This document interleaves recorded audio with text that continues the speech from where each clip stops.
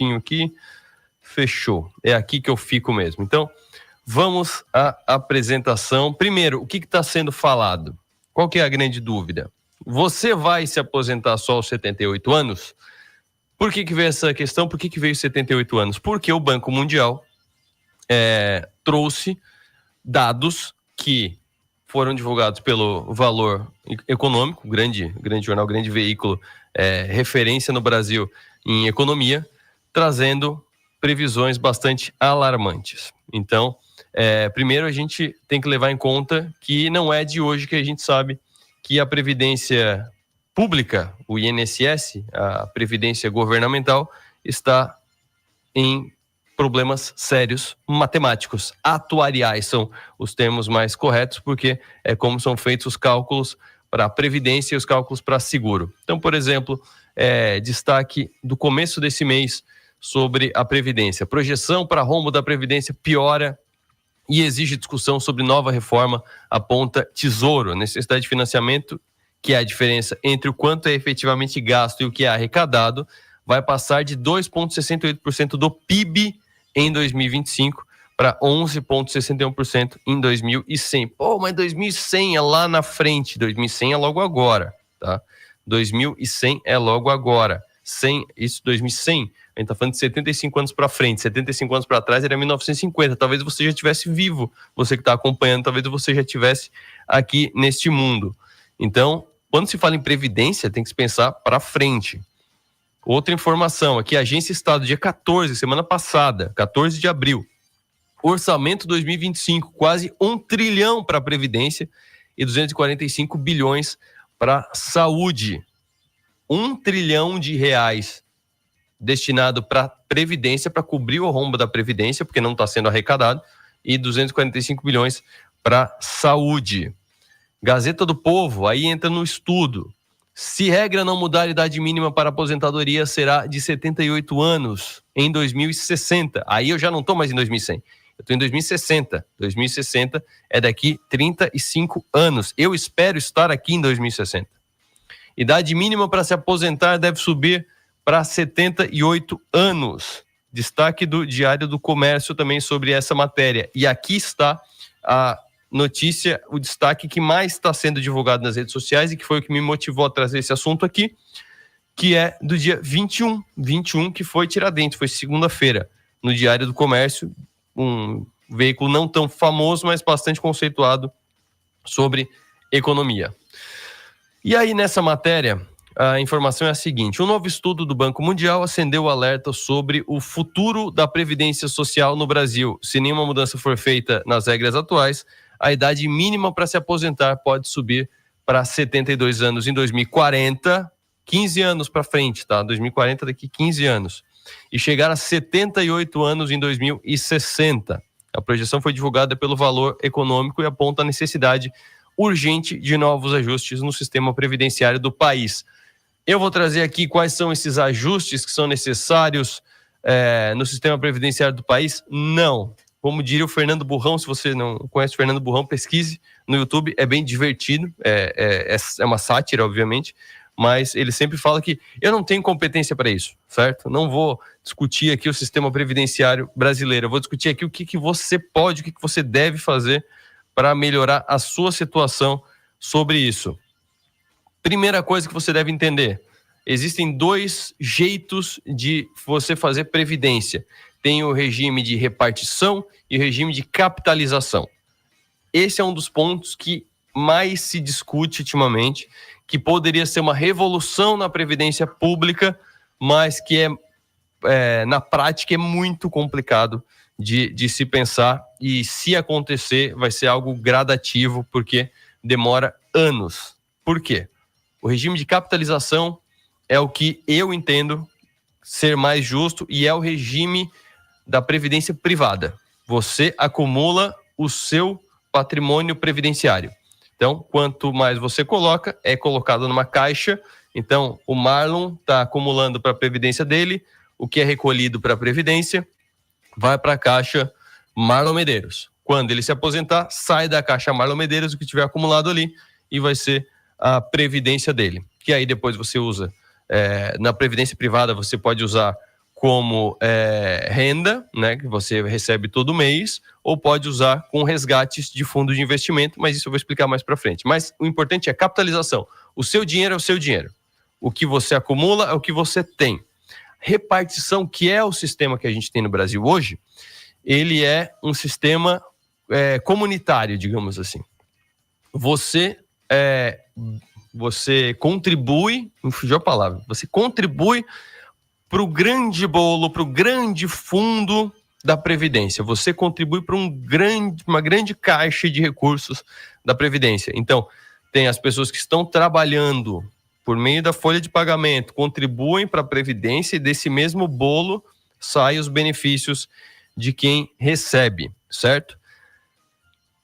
É pouco inteligente o modelo? Não é pouco inteligente. Faz sentido. Enquanto tem uns trabalhando, tem os outros recebendo, porque aqueles que estão recebendo trabalharam por muito tempo e acabaram beneficiando outros. É algo que, quando foi criada a Previdência, era algo mais imediato, não tinha que esperar a pessoa acumular tudo aquilo. E tinha uma outra questão também, que é a divisão da população. A chamada pirâmide etária. Se você estudou no colégio, você deve saber o que é a pirâmide etária, você deve estar pensando numa pirâmide. E eu estou curioso para saber como é que eles vão chamar a pirâmide etária daqui a pouco, porque ela não é mais uma pirâmide. A pirâmide etária no Brasil em 1970, e para quem está acompanhando no YouTube está vendo a pirâmide etária de 1970, e eu vou passear década a década, e aí você vai ver a mudança da forma dela, e aí você vai entender a primeira parte, a parte principal do problema.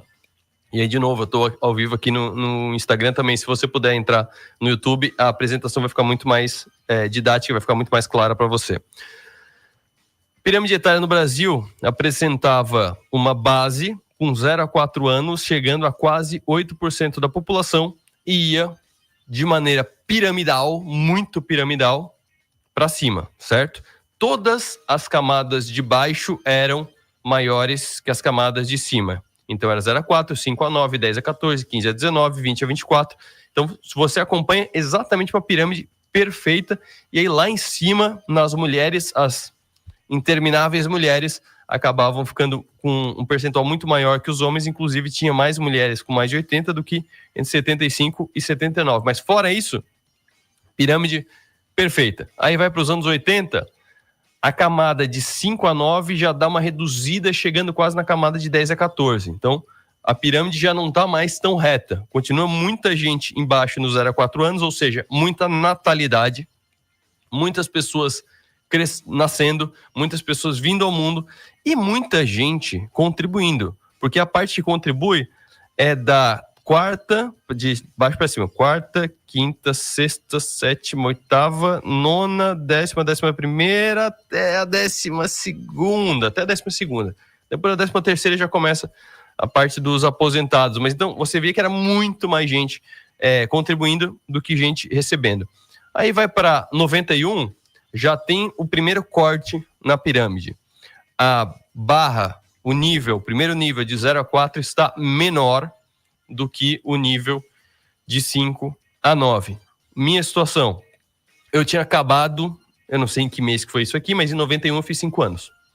Então eu tinha acabado de pular para o nível de cima. Então a minha geração, podemos dizer que foi uma geração limite de muitos filhos.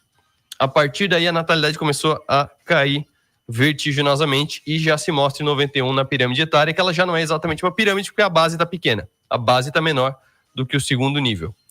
Pulando para 2000, já temos uma diminuição da base, a diminuição da segunda e a diminuição da terceira. A maior barra é dos 15 aos 19.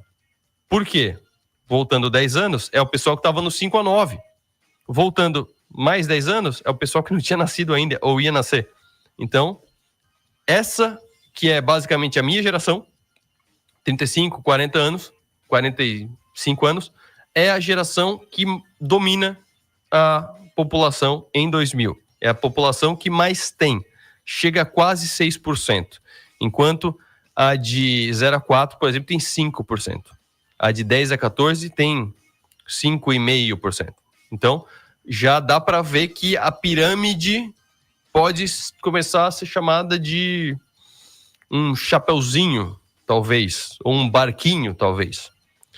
E aí, 2010, mais um achatamento, 10 a 14, é um pouquinho maior no caso dos homens. No caso das mulheres, a maior é de 20 a 29, as duas, de 20 a 24 e de 25 a 29, são os maiores. De novo, é o pessoal do 15 a 19 que subiu 10 anos, que foi lá para 25 a 29. E vai subindo. E lá em cima, eu não estava falando, para quem não está acompanhando, eu não estava falando muito, mas lá em cima, a pirâmide vai crescendo também. Vai crescendo bastante. E aí temos a última aqui, que é a de 2022. E se você não se assustou previdenciariamente com essa imagem, você não tem coração. Porque eu estou falando de 80 ou mais, no caso das mulheres, chegando a 2%. Enquanto lá em 1970, não chegava no máximo a 0,5%. Então agora a gente está a 2%. Quem está acompanhando pelo YouTube está vendo o movimento que eu estou fazendo. Vira praticamente uma animação aqui da pirâmide virando uma pera, certo? Então, primeiro ponto é matemático.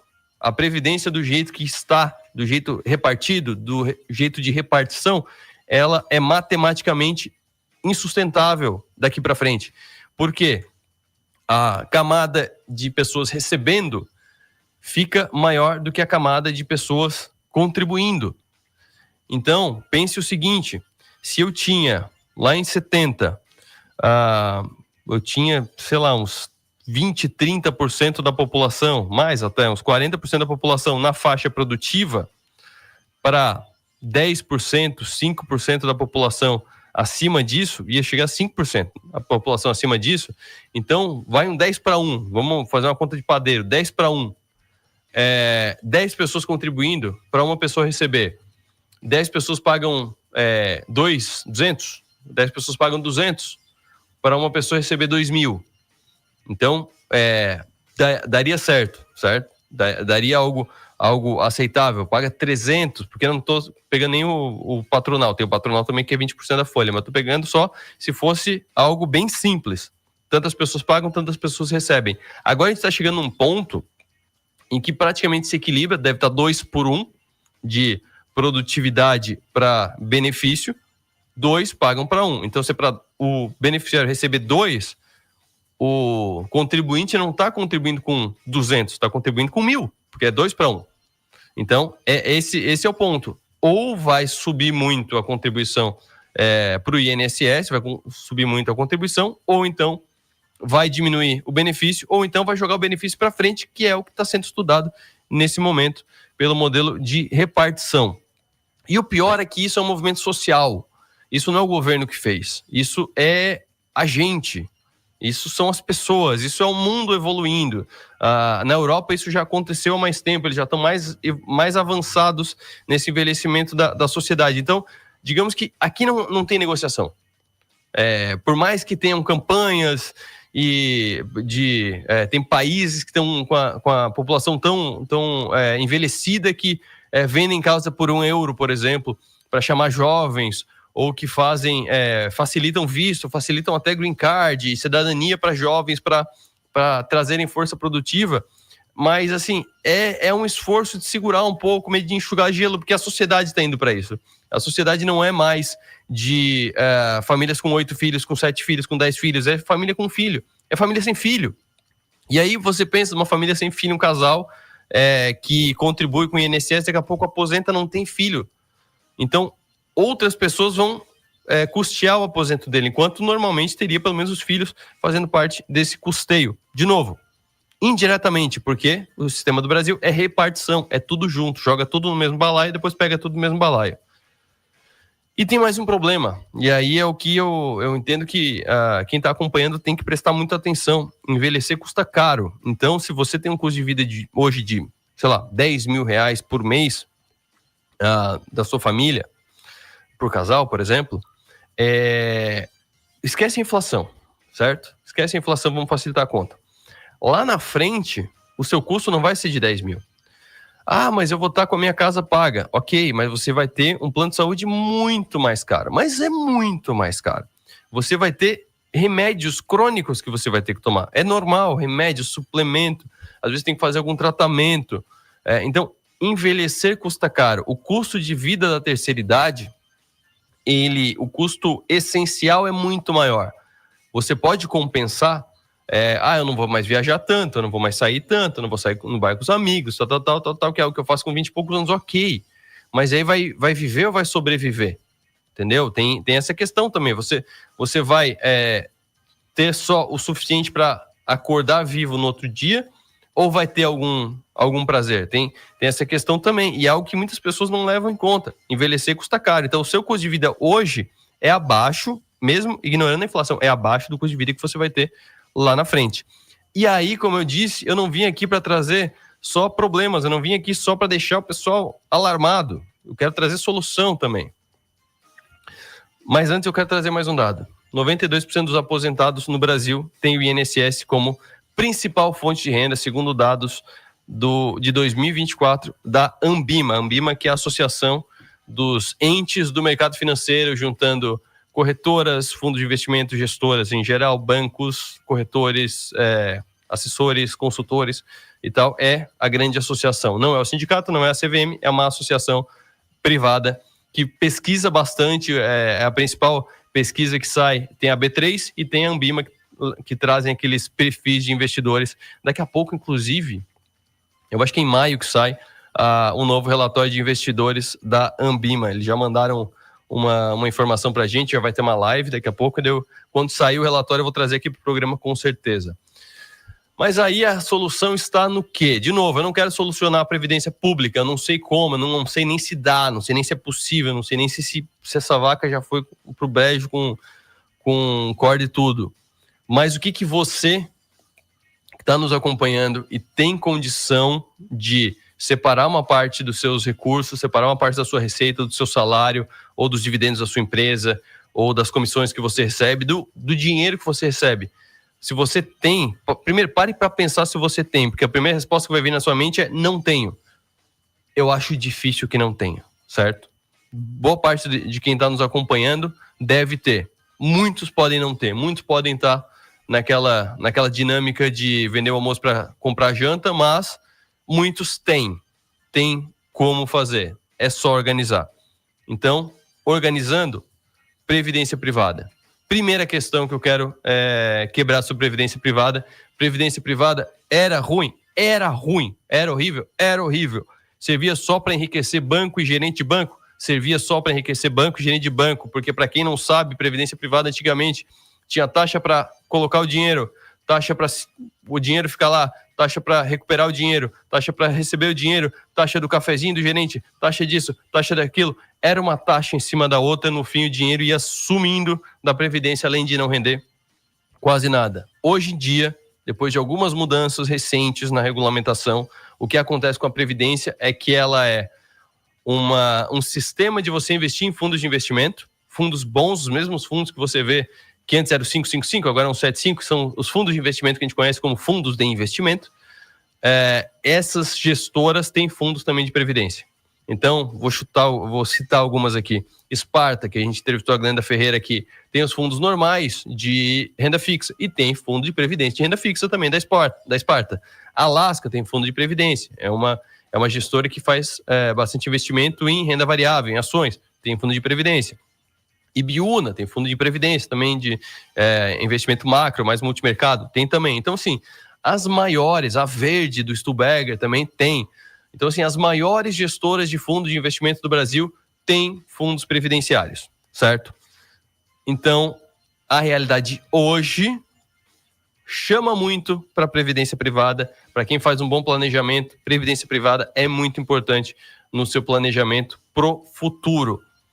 Não exatamente na rentabilidade, apesar de ter rentabilidade, mas principalmente pensando no futuro. E aí eu trago aqui explicações básicas que você deve ter para previdência privada, para como escolher a sua previdência privada, pelo menos abrir um plano de previdência privada. O fundo é dentro do plano, o fundo é depois. Vamos primeiro para o plano de previdência privada. Tem dois tipos.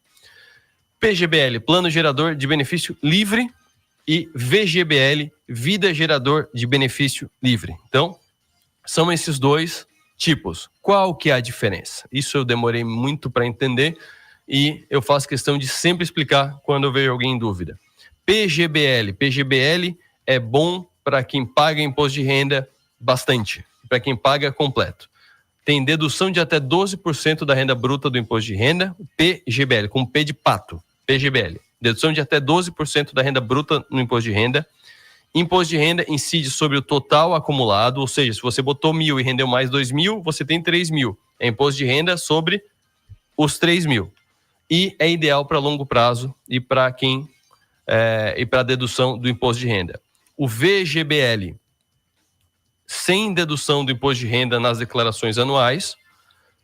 O imposto de renda incide só sobre os rendimentos, de novo naquele exemplo. Você aplicou 1.000, rendeu 2.000, você ficou com 3, é imposto de renda sobre os 2.000 no momento do resgate. E é ideal para quem declara imposto de renda de forma simplificada, que aí não tem as deduções, tem só a dedução simplificada de 20%, ou já conta com a dedução do PGBL. Como é que se trabalha com esses dois modelos? O normal é o PGBL até chegar no 12% da sua renda bruta anual. Ou seja, digamos que da renda de salário, de aluguel, das rendas que são tributadas, das que têm imposto de renda, digamos que a sua somatória deu 100 mil reais, certo? Ou 200 mil reais, certo? Então, de 200 mil reais, você deduz 24 mil reais, que são 12%. O que significa isso? No lugar de pegar a alíquota, que sei lá, a sua deu 20%, porque é uma escadinha do imposto de renda, né? Não é necessariamente 27,5%. É uma escada, vai por etapas. Digamos que deu 20% o seu imposto de renda. Em vez de ser 20% sobre os 200, é 20% sobre os 176, porque você tirou 24 mil. Então, a alíquota é a mesma, só que a base de cálculo é 12% menor, certo? Então, você vai pagar 12% menos imposto de renda sobre essa renda. E você tem já essa dedução da sua renda. Então, pegue a sua renda anual, veja quanto que dá 12% disso. E nisso, você investe esse valor no PGBL, porque você vai ter essa dedução e daí depois você pede para o seu contador fazer a declaração completa, para você ter essa dedução. Também tem a dedução de educação, também tem a dedução de dependente, também tem a dedução de doença e a dedução do PGBL é uma dedução somatória. É outra dedução, é mais uma dedução. Você deduz toda aquela questão de despesas de saúde, tem mais o 12% do PGBL. Chegou no 12%, aí para no PGBL. Por quê? Porque a partir disso não aumenta a dedução e você está pagando imposto de renda sobre tudo, sobre o que rendeu e sobre o que você aplicou. A partir daí, pega o VGBL, porque o VGBL não tem o imposto de renda sobre o que você aplicou, só sobre o rendimento. Então, normalmente, essa é a estratégia melhor. Aí tem a segunda parte da escolha do plano de previdência, que essa, atualmente, regra recente, você pode escolher na hora do resgate, na hora que você for pegar o dinheiro de volta, que são as tabelas regressiva e progressiva de tributação. A tabela progressiva é a do imposto de renda que a gente conhece. Até 2.826 é 7,5%, abaixo de 2.112 é 0%. Então, a partir de 2.226 é 7,5%, depois vai para 15%, depois vai para 22,5%, depois para 27,5%. É aquela tabela que a gente sempre fala na declaração de imposto de renda, que é a do salário também. Essa é a progressiva. A regressiva é baseada da renda fixa, só que ela vai mais longe. Essa é a grande diferença. Até 2 anos, 35%. Pô, que paulada, 35%. Calma que previdência é para longo prazo. De 2 a 4 anos, 30%. De 4 a 6, 25%. De 6 a 8, 20%. 8 a 10, 15%. Parou aí? Não. Porque acima de 10 anos, 10% de imposto de renda. Enquanto a renda fixa é 15% o mínimo. Então, a gente já jogou para 10% de imposto de renda. Você escolhe primeiro PGBL, VGBL. Depois você escolhe regressiva ou progressiva. Mas, regressiva ou progressiva, escolha no momento do resgate. Se você for resgatar rápido, provavelmente a progressiva vai ser mais interessante, porque você não quer pagar 35%, 30%, 25%. E provavelmente vai ter rendido pouco, vai ser um valor pequeno. Então, se for mais para frente, você vai escolher a regressiva, porque você vai pagar muito menos imposto de renda e provavelmente o valor vai ser muito maior, o que jogaria na progressiva lá para a alíquota máxima, certo? É importante procurar um profissional para fazer esse investimento, porque a questão de PGBL e VGBL, dependendo de como você fizer, não dá para mudar, certo? E uma outra vantagem que tem, outras duas vantagens que eu nem coloquei aqui nos slides, mas são muito importantes. Primeiro, portabilidade. Então, não estou gostando desse fundo, não está rendendo como eu gostaria. Eu posso pegar esse valor e jogar para outro fundo sem resgate, sem pagar imposto. Se eu fizer isso num fundo de investimento normal, eu vou ter que resgatar o dinheiro, esperar. Às vezes, o fundo de investimento tem fundo de investimento na minha carteira que é 92 dias para receber. Para mim, tudo bem, porque é bem para longo prazo mesmo que eu quero. Eu confio bastante na equipe de gestão. Mas imagina, você pede 92 dias para receber, paga 15% de imposto de renda, depois vai aplicar de novo, olha a perda toda que você teve nesse tempo. Na portabilidade, não. Na portabilidade tem esse tempo também, esse prazo, mas é tudo por dentro do plano.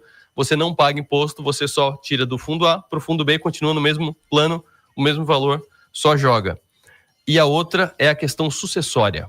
Por quê? Você coloca beneficiários na Previdência. Coloca seus filhos, seu cônjuge ou sua cônjuge, marido, mulher, né? Para quem não conhece o termo cônjuge, e aí você coloca essas pessoas como beneficiários e aí funciona como seguro. Qual que é a diferença? Não vai para o inventário, não tem a burocracia do inventário para esse valor. Esse valor vai direto para o beneficiário por fora do inventário, sem pagamento de taxa, sem pagamento de advogado. Então, já é uma preparação para se algo acontecer, porque a gente nunca gosta de pensar nisso, mas até como consultor, papel meu conversando com meus clientes é chegar em algum ponto, normalmente não no começo da relação, mas quando a gente já está há mais tempo, chegar nesse ponto de tratar de previdência, tanto pela questão tributária, quanto pela questão do futuro, tanto pela questão de acontecer alguma coisa.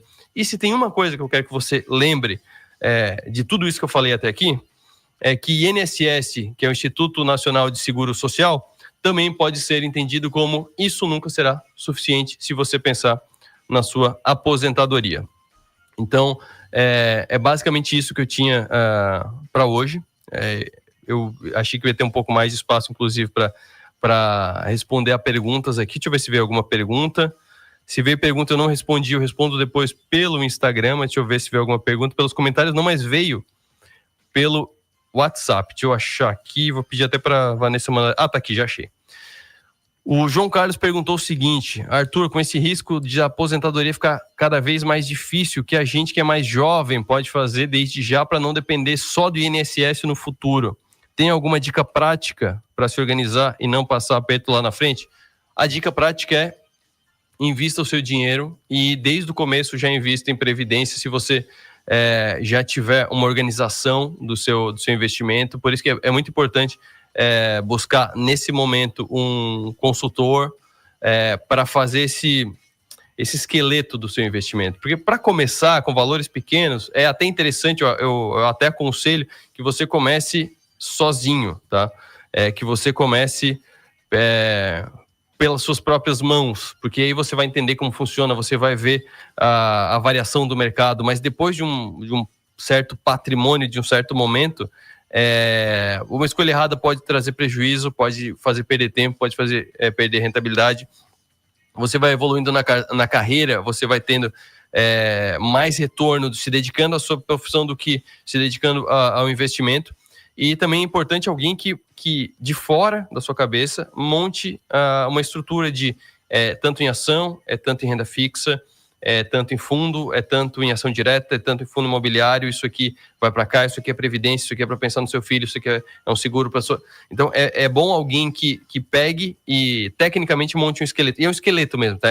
Tipo uma arvorezinha, algo bem gráfico que mostra para onde vai cada coisa, qual o percentual de cada coisa. Isso tira muito do viés comportamental, tira muito do tô de bom humor, vou botar um monte em bolsa, tô de mau humor, vou tirar tudo da bolsa.